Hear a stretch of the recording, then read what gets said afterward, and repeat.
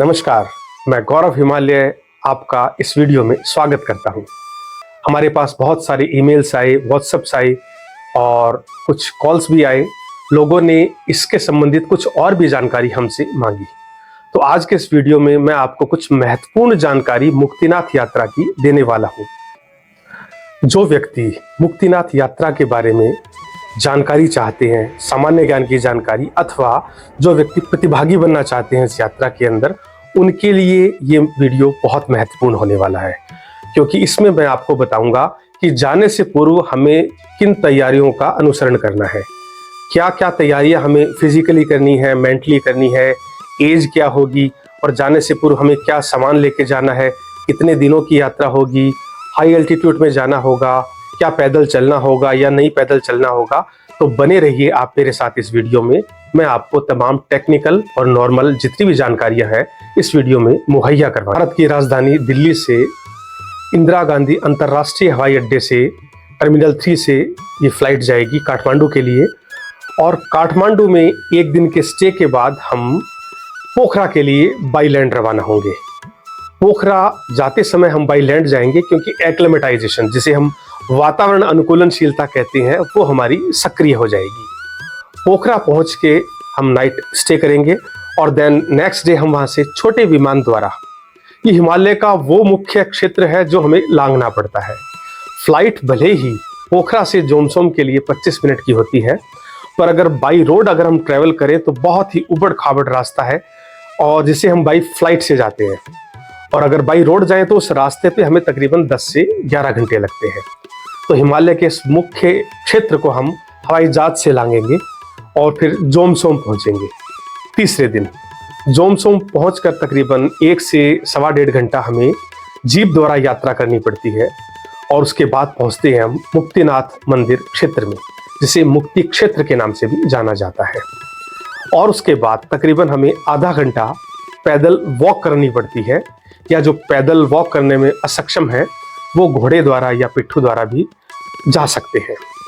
तो पैदल चलने के लिए बहुत लंबी चढ़ाई या लंबी उतराई नहीं है, आधा 1 घंटे का रास्ता है जो हमें पर्वतीय पद यात्रा, जिसे हम ट्रैकिंग कहते हैं, या फिर एक सामान्य मार्ग से हमें जाने को मिलता है।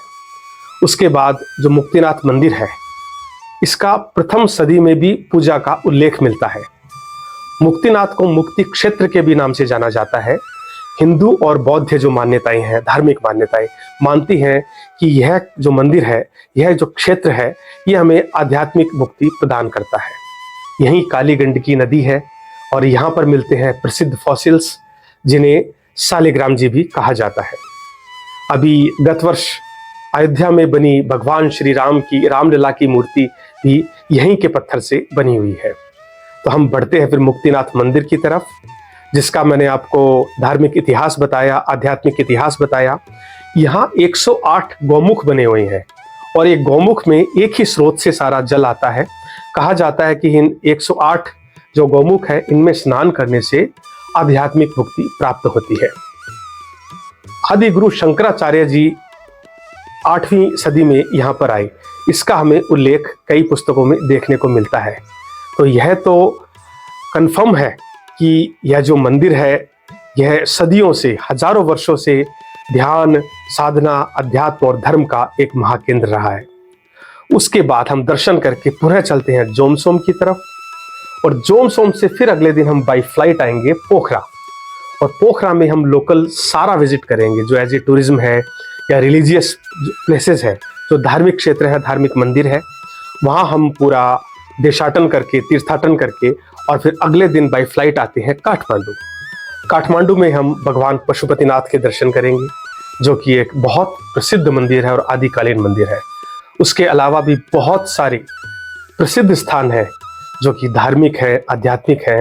ये पूरा दिन काठमांडू विजिट के लिए रहेगा। यात्रा को करने के लिए कई तरीके होते हैं, कई रास्ते। कुछ लोग बैकपैकर्स आते हैं, कुछ ट्रैकिंग के उद्देश्य से आते हैं, कुछ लोग सिर्फ धर्म के लिए, कुछ अध्यात्म के लिए, कुछ लोग बजट क्लास यात्राएं करते हैं अपनी पॉकेट के अकॉर्डिंग।